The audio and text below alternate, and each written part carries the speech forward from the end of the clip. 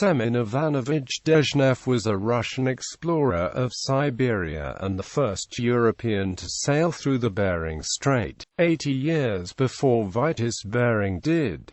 In 1648 he sailed from the Kolyma River on the Arctic Ocean to the Anadyr River on the Pacific. His exploit was forgotten for almost 100 years, and Bering is usually given credit for discovering the strait that bears his name. Biography. Dezhnev was a Pomor, born about 1605, possibly in the town of Veliki Ustyuga, the village of Paniga. According to the anthropologist Lydia Black, Dezhnev was recruited for Siberian service in 1630, possibly as a serviceman or government agent. He served for 8 years in Tobolsk and Yeniseisk, and then went to Yakusha in 1639, or possibly earlier. He is said to have been a member of the Cossack detachment under Bayketov, who is credited with founding Yakutsk in 1632. In any case, no later than 1639 he was sent to Yakusha, where he married a Yakut captive and spent the next 3 years collecting tribute from the natives.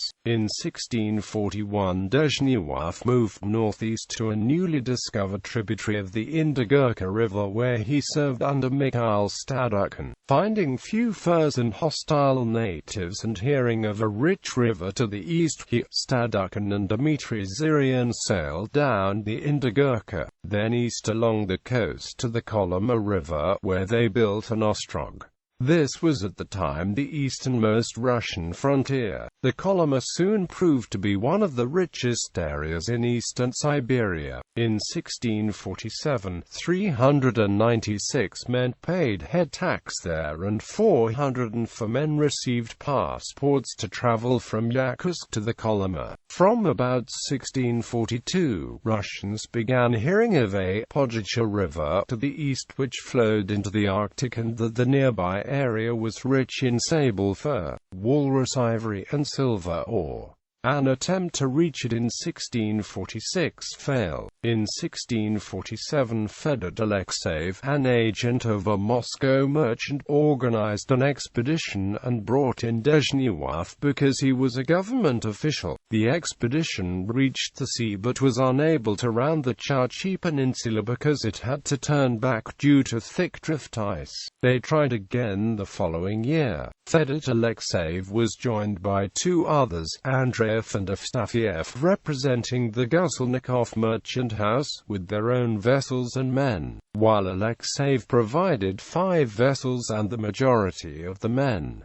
Semyon Kudinov, with his own vessel and 30 men, also joined the expedition. Dezhnev recruited his own men, 18 and 19, for fur gathering for private profit, as was the custom at the time. The whole group numbered between 89 and 121 people, traveling in traditional Koch vessels. At least one woman, Alexeyev's Yakut wife, was with this group. On the 20th of June 1648 they departed from Srednikolimsk and sailed down the river to the Arctic. During the next year it was learned from captives that 2 Koches had been wrecked and the survivors killed by the natives.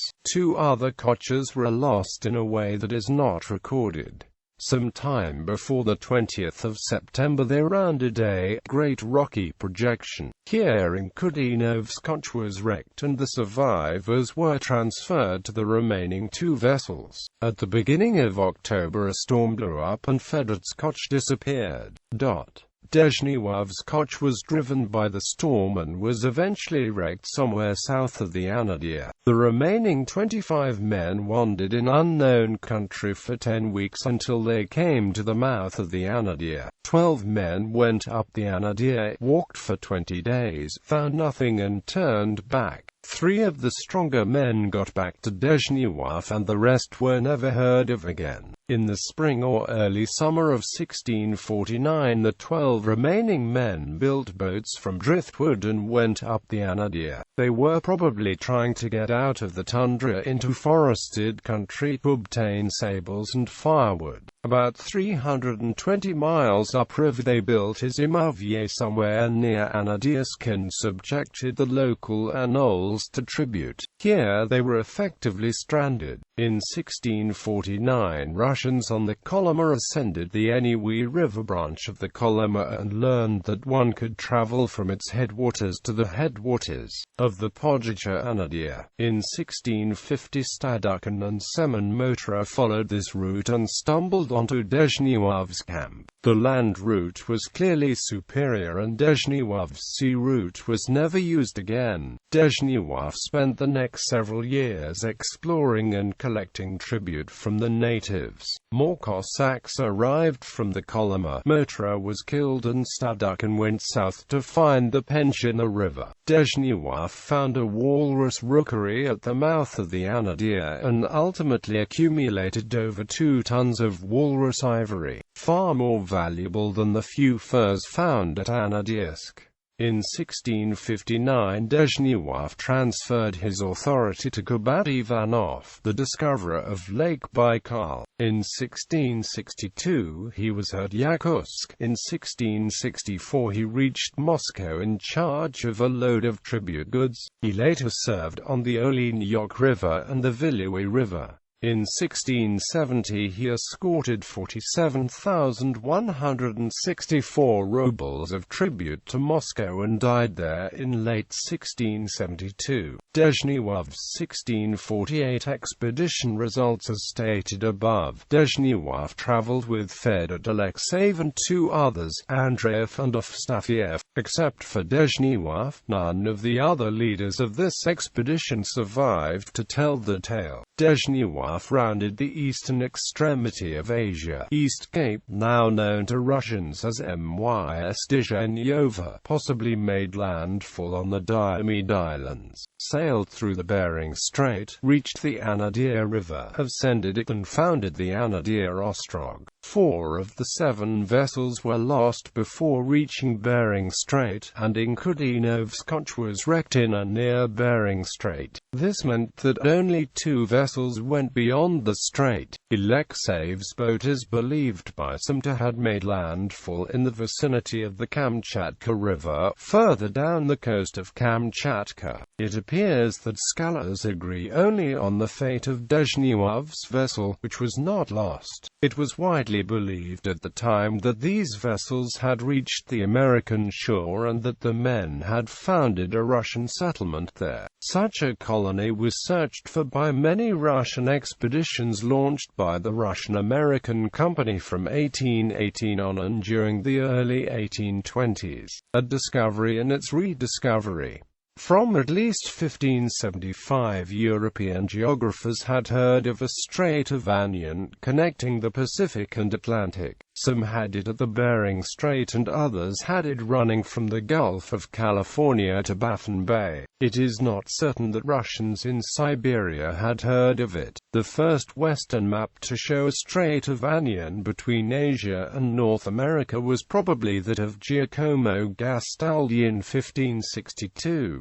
Many cartographers followed this lead until the time of Bering. The source is said to be an interpretation of Marco Polo, but otherwise the documents do not explain where the idea came from. Dezhnev was illiterate or semi-literate and probably did not understand the importance of what he had done. He certainly did not sail across to Alaska, prove that there was no land bridge to the north or south, or compare his knowledge to that of learned geographers. Nowhere did he claim to have discovered the eastern tip of Asia, merely that he had rounded a great rocky projection on his way to the Anadyr. Dezhnev left reports at Yakutsk and Moscow, but these were ignored, probably because his sea route was of no practical use. For the next 75 years garbled versions of the Dezhnev stories circulated in Siberia. Early Siberian maps are quite distorted, but most seem to show a connection between the Arctic and Pacific. A few have hints of Dezhnev. Dutch travelers heard of an ice cape at the east end of Asia. Bering heard a story that some Russians had sailed from the Lena to Kamchatka. In 1728 Vitus Bering entered the Bering Strait and, by reporting that venture in Europe, gained credit for the discovery. In 1736 Gerhard Friedrich Müller found Dezhnev's reports in the Yakutsk archives, and parts of the story began filtering back to Europe. In 1758 he published Nachrichten von Sierreisen, which made the Dezhnev story generally known. In 1890 a Globen found a few more documents in the archives. In the 1950s some of the originals that Müller copied were rediscovered in the Yakutsk archives. Doubts about Dezhnev's route. From at least 1777 various people have doubted the Dezhnev story.